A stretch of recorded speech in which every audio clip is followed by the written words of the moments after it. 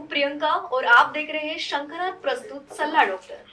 दोस्तों, नागिन जैसी जुल्फें जब लहराती है, ना जाने कितने दिलों पर कहर बरसाती है। दोस्तों, हमारे हिंदी मराठी फिल्मों में ना जाने जुल्फों पर कितने शायरी और गीत लिखे गए हैं। सुंदर घने बाल हर किसी को पसंद होते हैं, लेकिन जब हमारे बाल झड़ने शुरू होने लगते हैं तो हमारे जीवन में एक प्रकार का तनाव निर्माण हो जाता है। तो आज के हमारे इस साक्षात्कार का विषय है बालों का झड़ना और उसका आयुर्वेदिक इलाज। और इस वक्त हमारे साथ मौजूद है शिवशंकर एजेंसी के डॉक्टर अतुल तेलरांदे। तो चलिए इस साक्षात्कार की तरफ हम बढ़ते हैं। नमस्कार डॉक्टर, सल्ला डॉक्टर इस कार्यक्रम में आपका स्वागत है। डॉक्टर, हमें ये बताइए कि बाल झड़ने के कारण क्या होते हैं और वो किस उम्र में झड़ने लगते हैं। जैसे हेयर लॉस, बाल झड़ना, हाँ। ये बालों की बहुत कॉमन समस्या है, बड़ी समस्या है। या फिर बाल पकना, ग्रेइंग ऑफ हेयर, ये भी एक उसकी समस्या है। जो कि आप बोल रहे हो कि इसके कारण क्या है जी। और किस एज में ऐसा होता है। तो कारण उसके बहुत सारे, खासकर हार्मोनल चेंजेस होते हैं। डायहाइड्रोटेस्टोस्टेरोन ये नाम का एक हार्मोन होता है जो मेल्स में उसकी मात्रा ज़्यादा बढ़ जाने से हेयर लॉस का वो कारण माना जाता है। अच्छा। फीमेल्स में भी जो हार्मोनल चेंजेस है, जैसे थायराइड हार्मोन की चेंजेस, या फिर उनके जो सेक्स हार्मोन्स होते हैं उसमें एस्ट्रोजन और प्रोजेस्टेरोन, इनके चेंजेस के कारण, इनके डिस्टर्बेंसेस के कारण, या जैसे हाइपरथायराइडिज्म है, हाइपोथायराइडिज्म है, थायराइड डिस्टर्बेंस जिसको बोले, इन हार्मोन्स के चेंजेस के कारण हेयर लॉस देखा जाता है।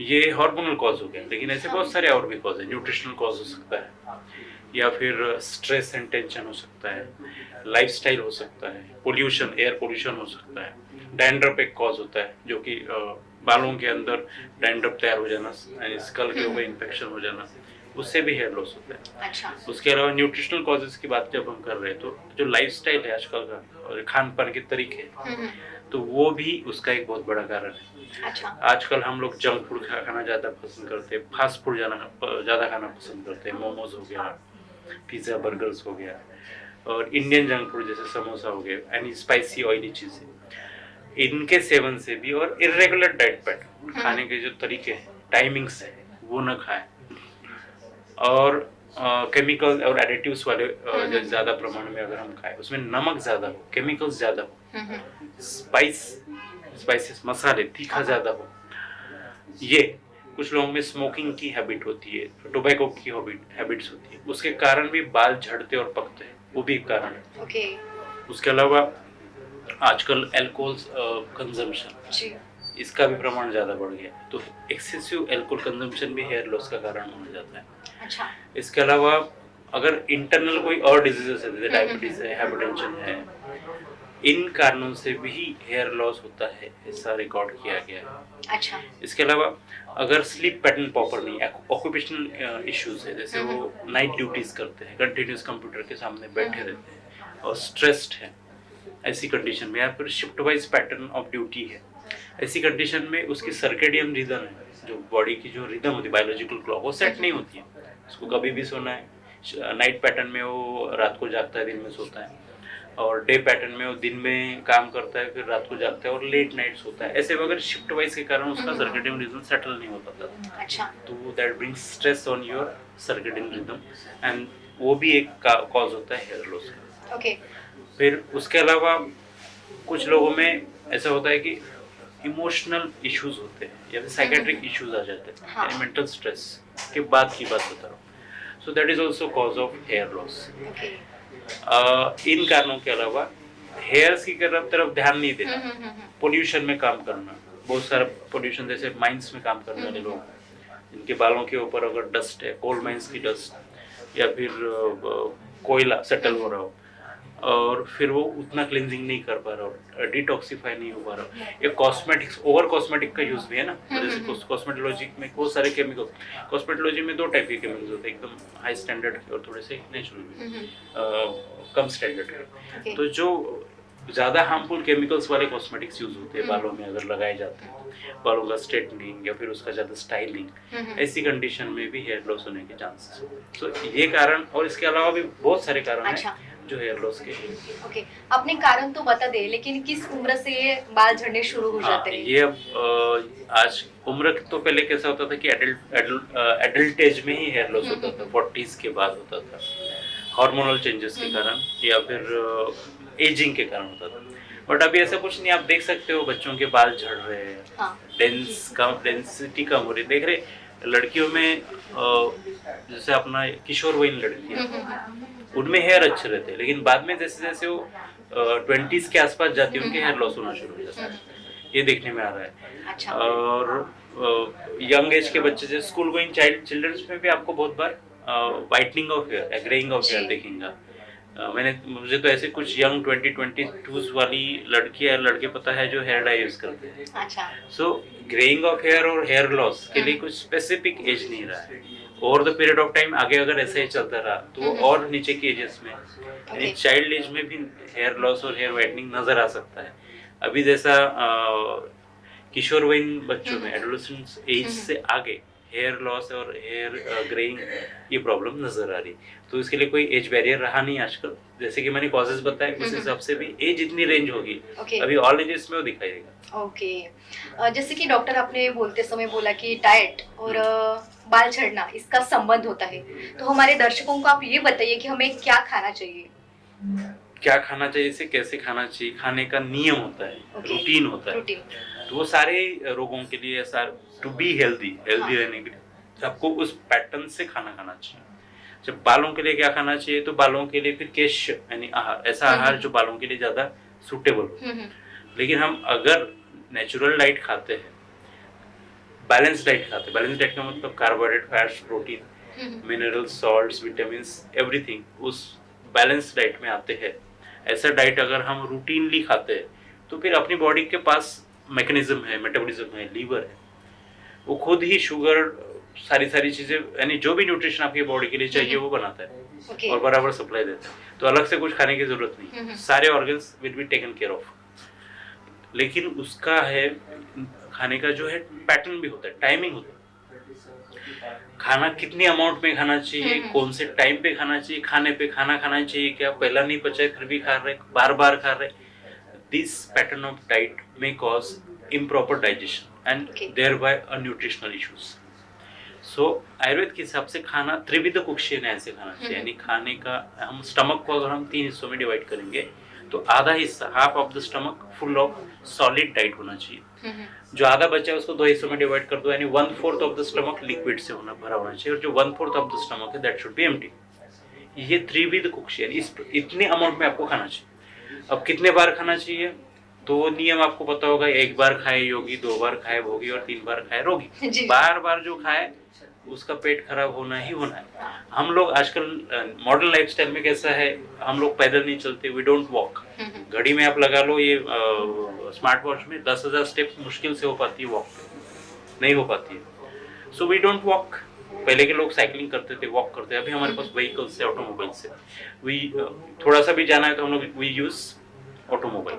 सो फिजिकल लेबर, फिजिकल एक्सरसाइज हमारी नहीं है। ओके, तो खाना तो हमको खाना है, हेवी खाना है, मस्त जंक खाना है, स्पाइसी खाना है, एवरीथिंग खाना है, और डाइजेशन करने के लिए हमारे पास मेटाबॉलिज्म अच्छा है, एक्सरसाइज भी महत्वपूर्ण होती है, वो हम कर ही नहीं रहे। तो एक्सरसाइज प्रॉपर करते रहोगे तो कुछ भी खाया वो पच जाएगा, और सारी बॉडी अपने पास मैकेनिज्म है, वो प्रोटीन का कार्बोहाइड्रेट, कार्बोहाइड्रेट का प्रोटीन, ग्लूकोज, कुछ भी कन्वर्ट करने की कैपेसिटी अपनी बॉडी में है, और खुद से खुद विटामिन डी से लेकर सारी चीज बॉडी तैयार कर लेती है।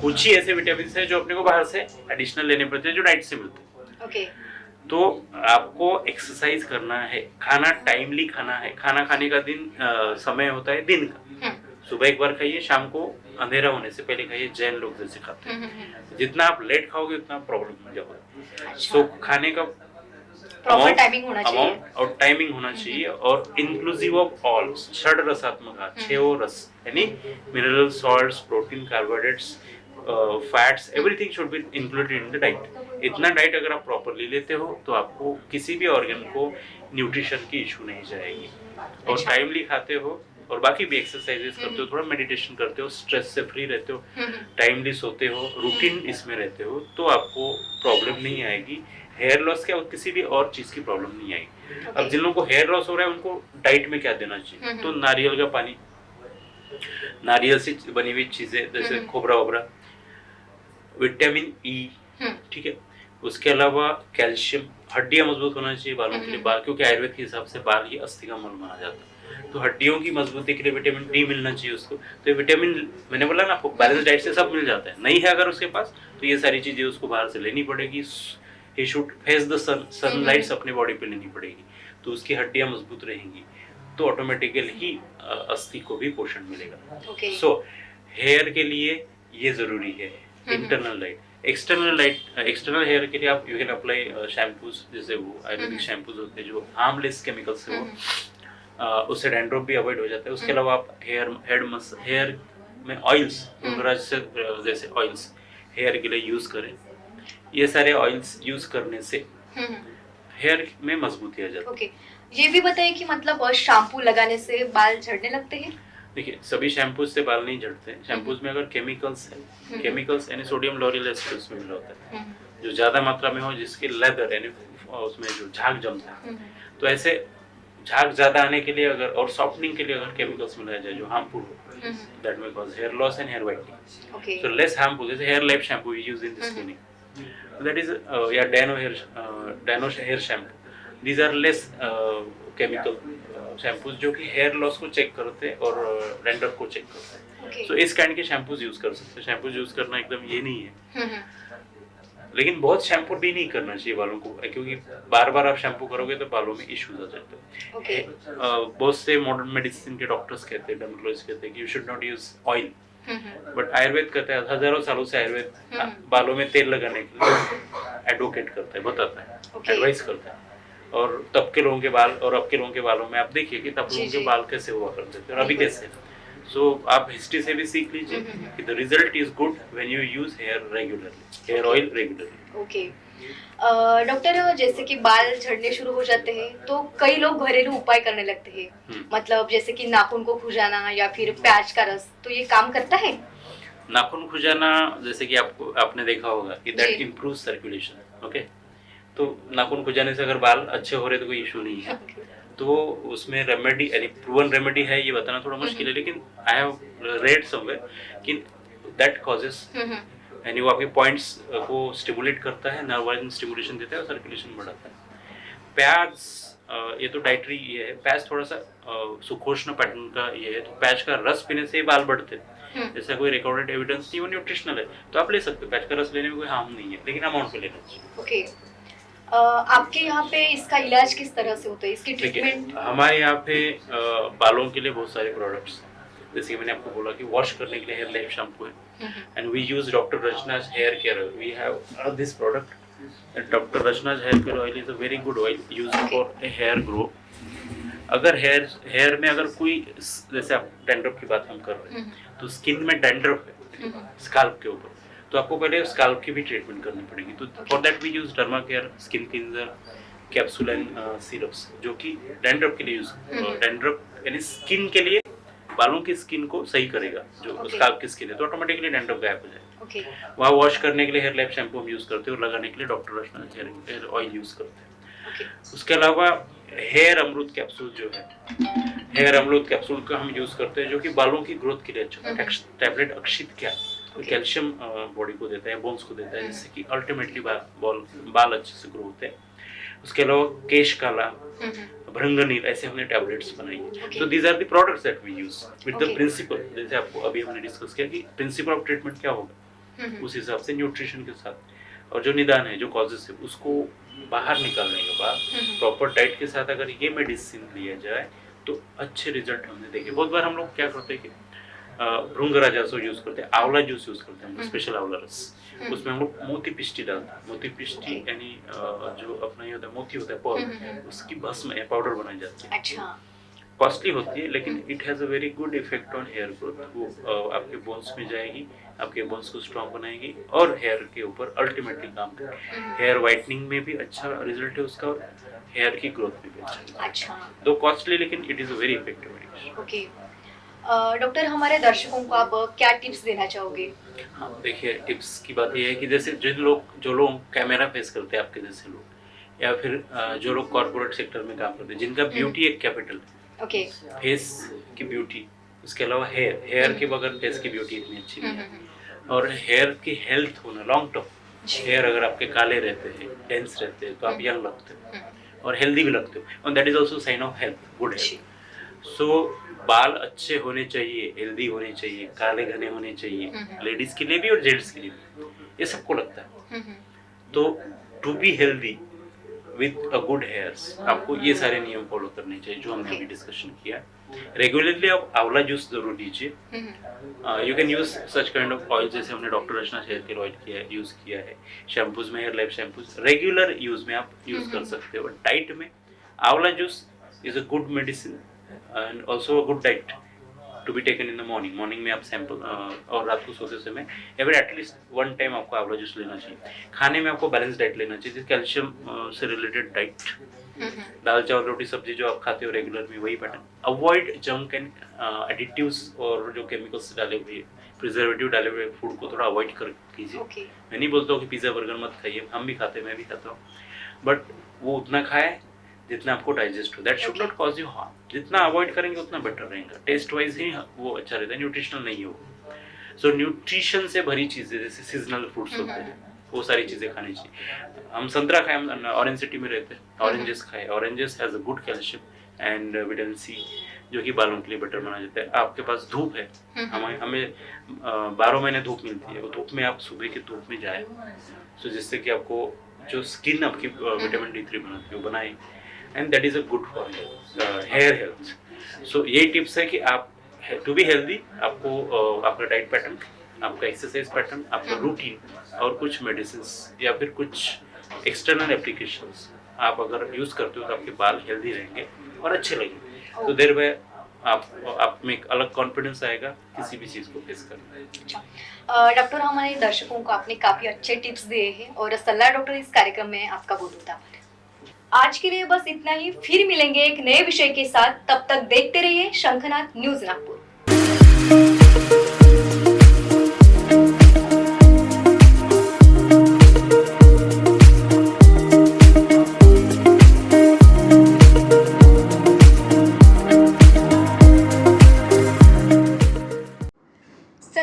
वर्षापासून आयुर्वेद सेवेत असलेली शिवशंकर आयुर्वेदिक एजन्सी अनुभवी वैद्य डॉक्टरांद्वारे जटिल किरण रोगांवर विशेषतः आयुर्वेदिक उपचार उपलब्ध आहे। सर्व नावाजलेल्या कंपन्यांची औषधं आणि सर्व प्रकारची जडीबुटी आणि रोगप्रतिकारक शक्ती वाढवण्यासाठी अनेक प्रकारची औषधं मिळवण्याचे एकमेव विश्वसनीय स्थान। आमच्या इथे सगळ्या प्रतिष्ठित कंपन्यांचे औषधी उपलब्ध आहे।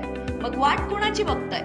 आत्ताच भेट द्या शिवशंकर आयुर्वेदिक क्लिनिक। आमचा पत्ता आहे योग कॉम्प्लेक्स, डॉक्टर मंगला केतकर हॉस्पिटलच्या समोर, महाजन मार्केट जवळ, टेम्पल बाजार रोड, सीताबर्डी, नागपूर।